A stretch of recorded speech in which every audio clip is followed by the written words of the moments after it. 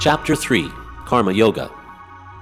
Arjuna said, O Janardana, O Keshava, why do you urge me to engage in this ghastly warfare, if you think that intelligence is better than fruitive work?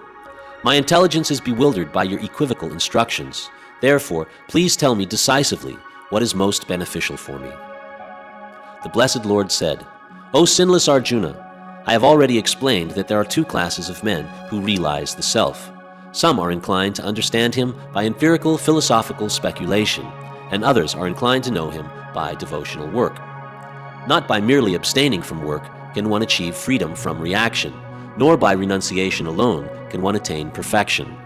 All men are forced to act helplessly according to the impulses born of the modes of material nature. Therefore, no one can refrain from doing something, not even for a moment. One who restrains the senses and organs of action, but whose mind dwells on sense objects, certainly deludes himself and is called a pretender. On the other hand, he who controls the senses by the mind and engages his active organs in works of devotion without attachment is by far superior. Perform your prescribed duty, for action is better than inaction. A man cannot even maintain his physical body without work. Work done as a sacrifice for Vishnu has to be performed. Otherwise, work binds one to this material world. Therefore, O son of Kunti, perform your prescribed duties for his satisfaction, and in that way you will always remain unattached and free from bondage. In the beginning of creation, the Lord of all creatures sent forth generations of men and demigods, along with sacrifices for Vishnu, and blessed them by saying, Be thou happy by this yajna, sacrifice, because its performance will bestow upon you all desirable things. The demigods, being pleased by sacrifices, will also please you. Thus, nourishing one another, there will reign general prosperity for all. In charge of the various necessities of life, the demigods, being satisfied by the performance of yajna, sacrifice, supply all necessities to man. But he who enjoys these gifts without offering them to the demigods in return is certainly a thief. The devotees of the Lord are released from all kinds of sins because they eat food which is offered first for sacrifice. Others who prepare food for personal sense enjoyment verily eat only sin. All living bodies subsist on food grains, which are produced from rain.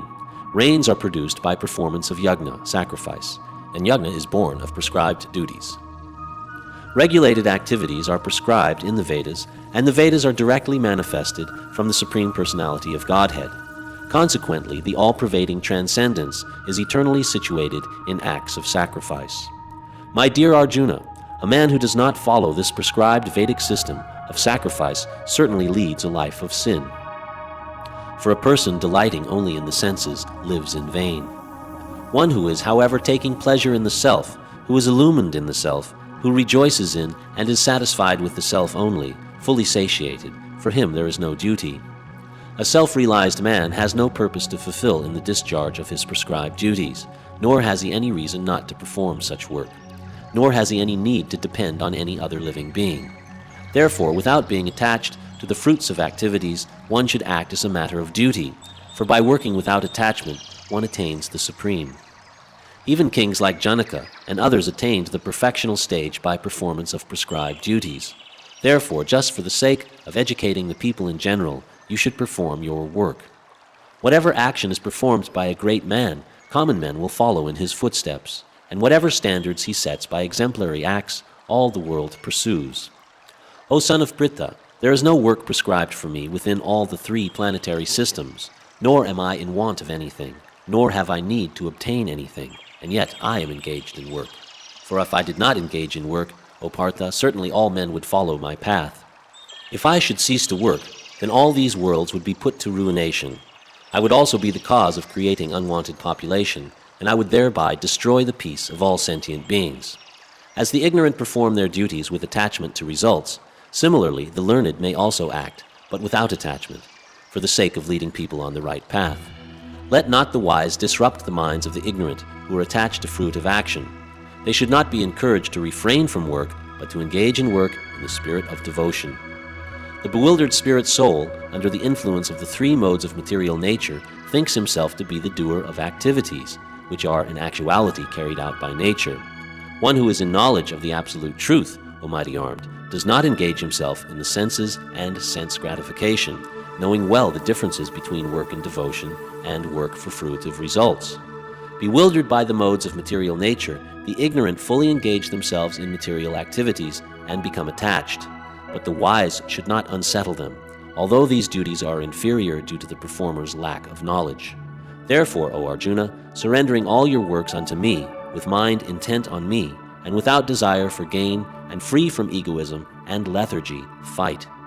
One who executes his duties according to my injunctions, and who follows this teaching faithfully, without envy, becomes free from the bondage of fruitive actions.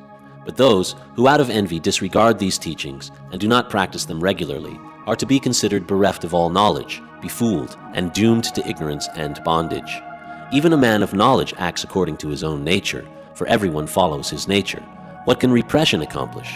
Attraction and repulsion for sense objects are felt by the embodied beings, but one should not fall under the control of senses and sense objects, because they are stumbling blocks on the path of self-realization. It is far better to discharge one's prescribed duties, even though they may be faulty, than another's duties. Destruction in the course of performing one's own duty is better than engaging in another's duties, for to follow another's path is dangerous. Arjuna said, O descendant of Vrishni, by what is one impelled to sinful acts, even unwillingly, as if engaged by force? The blessed Lord said, It is lust only, Arjuna, which is born of contact with the material modes of passion, and later transformed into wrath, and which is the all-devouring, sinful enemy of this world. As fire is covered by smoke, as a mirror is covered by dust, or as the embryo is covered by the womb, similarly, the living entity is covered by different degrees of this lust. Thus, a man's pure consciousness is covered by his eternal enemy in the form of lust, which is never satisfied, and which burns like fire.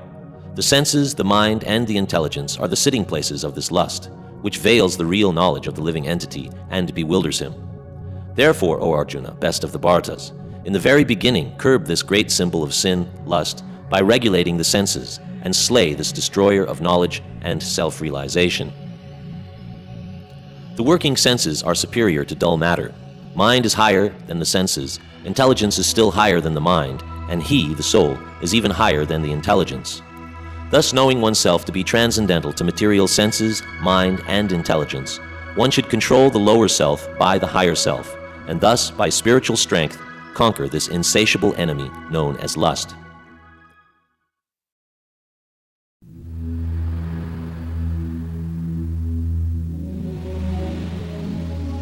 Chapter 4. Transcendental Knowledge. The Blessed Lord said, I instructed this imperishable science of yoga to the sun god, Vivishwan, and Vivishwan instructed it to Manu, the father of mankind, and Manu in turn instructed it to Ikshvaku.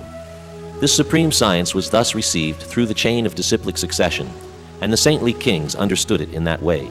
But in due course of time the succession was broken, and therefore the science as it is appears to be lost.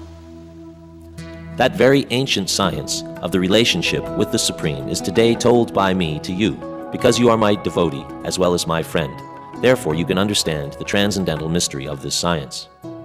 Arjuna said, The sun god Vivishwan is senior by birth to you.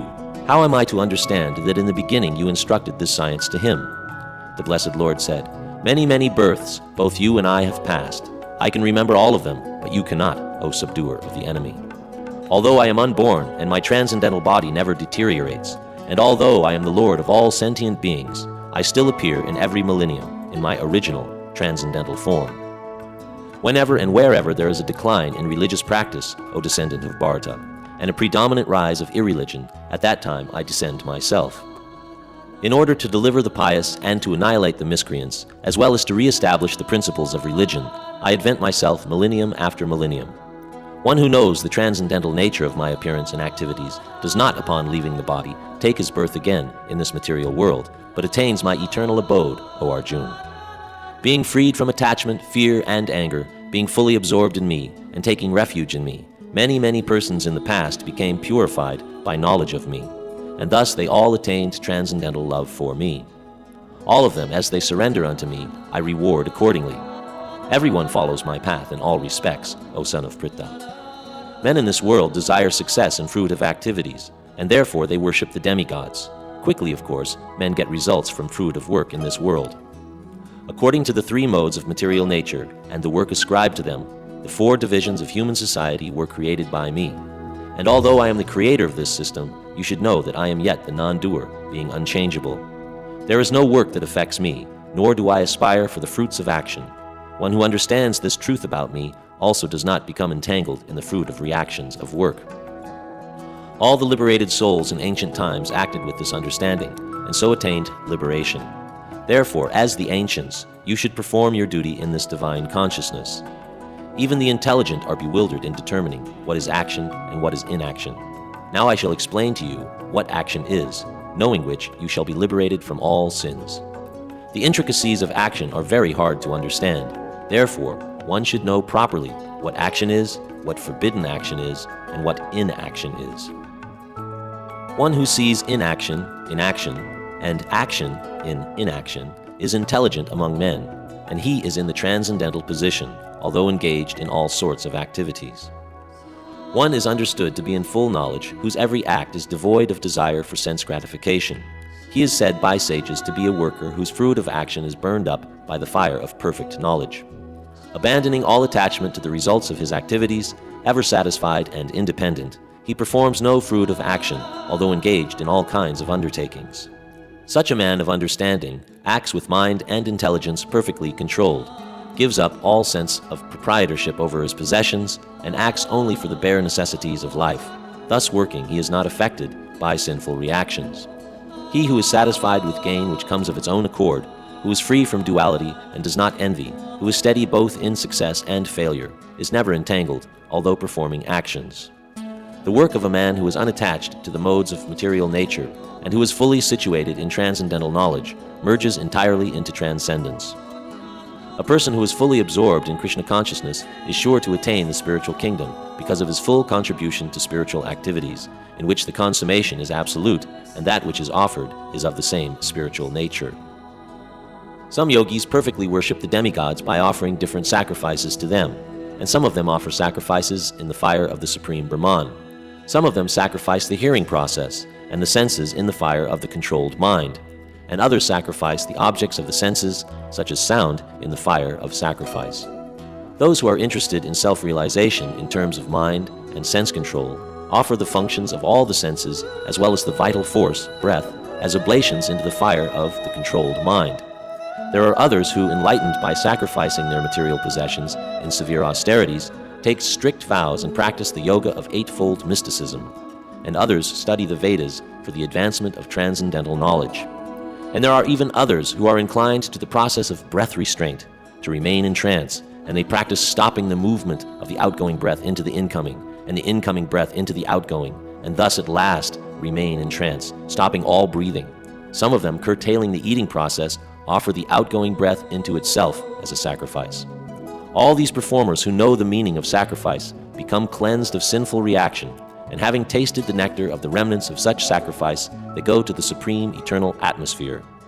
O best of the Kuru dynasty, without sacrifice one can never live happily on this planet, or in this life. What then of the next? All these different types of sacrifice are approved by the Vedas, and all of them are born of different types of work. Knowing them as such, you will become liberated. O chastiser of the enemy, the sacrifice of knowledge is greater than the sacrifice of material possessions. O son of Pritha, after all, the sacrifice of work culminates in transcendental knowledge. Just try to learn the truth by approaching a spiritual master. Inquire from him submissively and render service unto him. The self-realized soul can impart knowledge unto you because he has seen the truth. And when you have thus learned the truth, you will know that all living beings are but part of me, and that they are in me and are mine. Even if you are considered to be the most sinful of all sinners, when you are situated in the boat of transcendental knowledge, you will be able to cross over the ocean of miseries. As the blazing fire turns firewood to ashes, O Arjuna, so does the fire of knowledge burn to ashes all reactions to material activities. In this world there is nothing so sublime and pure as transcendental knowledge. Such knowledge is the mature fruit of all mysticism, and one who has achieved this enjoys the self within himself in due course of time. A faithful man who is absorbed in transcendental knowledge and who subdues his senses quickly attains the supreme spiritual peace. But ignorant and faithless persons who doubt the revealed scriptures do not attain God consciousness. For the doubting soul, there is happiness neither in this world nor in the next. Therefore, one who has renounced the fruits of his action, whose doubts are destroyed by transcendental knowledge, and who is situated firmly in the self, is not bound by works, O conqueror of riches. Therefore, the doubts which have arisen in your heart out of ignorance should be slashed by the weapon of knowledge. Armed with yoga, O Bharata, stand and fight.